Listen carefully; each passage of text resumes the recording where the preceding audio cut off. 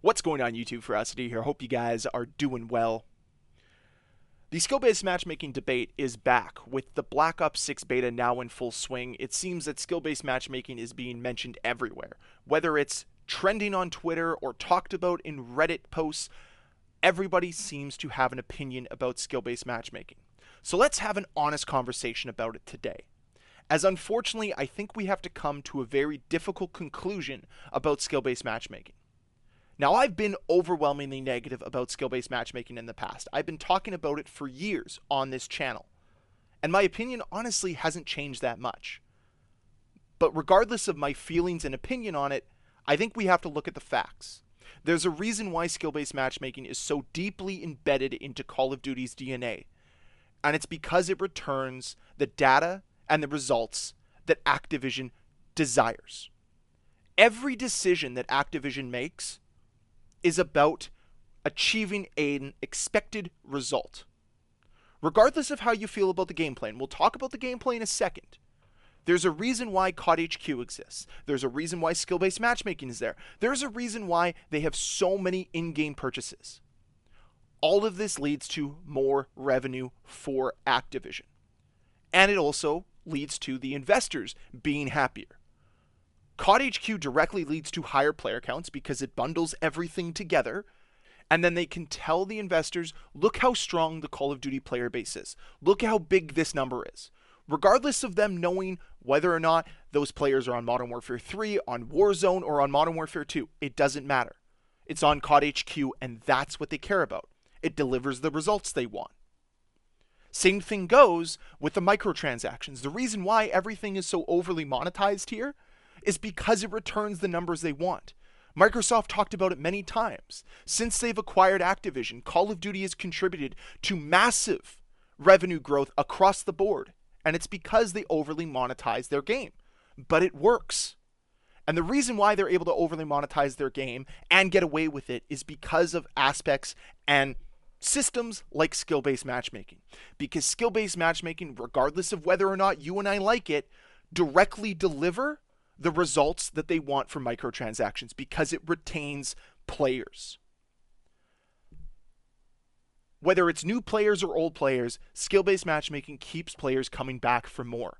And we saw it with XDefiant. When XDefiant released, players were leaving in droves because they were being exposed for their dependency on skill-based matchmaking. There were outcries for putting skill-based matchmaking in XDefiant because they wanted to be protected. There's a reason why skill-based matchmaking is in Call of Duty, and it's because players like it. They play for longer, and then in turn, spend money on microtransactions. And Call of Duty is only really interested in what makes them money. So investing in skill-based matchmaking algorithms makes more sense than trying to invest in servers or a better gameplay experience. Because if a better gameplay experience led to higher retention, they would invest in that. But it's very clear that their matchmaking manipulation works better for returns than a good gameplay loop. Because I'm going to be honest with you guys, the gameplay loop that you experience in Black Ops 6, Modern Warfare 3, or Modern Warfare 2 ain't all that fantastic. It's not great. Nothing about the last few Call of Duties scream ambition to me. It screams laziness, boring, and repetition. But regardless of that, player retention is still there, and microtransaction purchases and revenue are going up.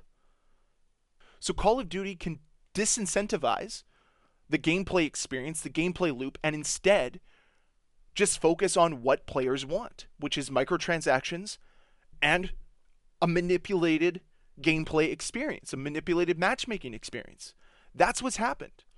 So we can cry as much as we want about skill-based matchmaking and plead for it to be eliminated from Call of Duty, but that's never going to happen. It's wasted breath. It's yelling into the void. It's not going to do anything. The only way for significant changes to be made to the skill-based matchmaking system is for you to not play the game. So you honestly have two decisions when it comes to skill-based matchmaking, and you're not going to like the decisions. Decision one is don't play the game. Simply just stop playing Call of Duty altogether. Or, if you want to still play Call of Duty, shut up about it and enjoy the slop that you're being delivered. It's that simple.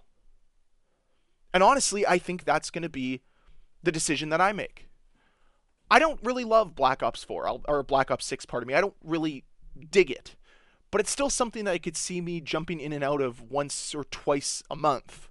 It's not something that's gripped me or grabbed me because they're not trying to do that.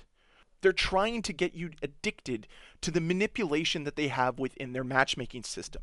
That's what they're concerned about. That's what they care about. And perhaps some of you feel I'm being hyperbolic, and perhaps I am. Maybe this system isn't as manipulative as I try to make it out to be. But regardless of that, it's very clear to me that the experience they're selling with Black Ops 6 isn't immersive, it's not ambitious, it's not innovative. So nothing about it to me is worth my time.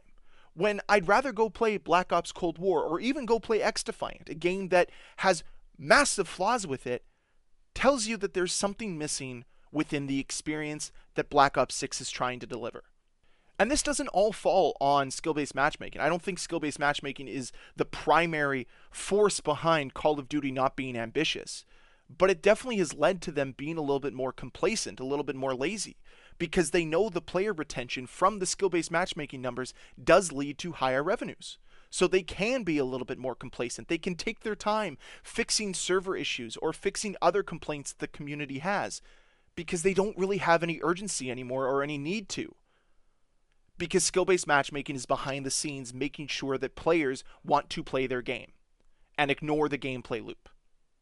They want to artificially create fun and enjoyment instead of naturally doing it organically like their old games used to.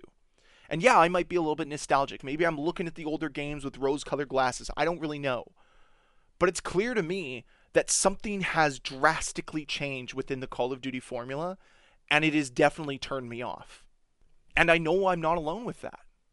And I'm tired of seeing the same tired talking points when it comes to people who want to support skill-based matchmaking. That all I want to do is beat down on new players. I don't want to do that. That's boring. Honestly, having 2-3 KD every single game is boring. I'm just going to say that. Beating down on bad players is boring. But having an organic experience that is diverse is so much fun. Not one that is constantly manipulated to try to entice you to stick around. That's when the games get boring. That's when the games get less fun. But I know I'm in the minority when it comes to that. I know that I'm one of the few people that actually enjoy an organic experience, a diverse experience. But anyways, that's all I've got to say on skill-based matchmaking. I know it's a little bit bleak, but it's at the point now where you either have to live with it or don't play the game. That's what it comes down to. I'd love to hear your thoughts about it down below in that comment section. And as always, guys, thank you so much for watching. If you enjoyed this video, please hit that like button. If you want to see more videos from me, please hit that subscribe button. I'll see you guys next time. Bye.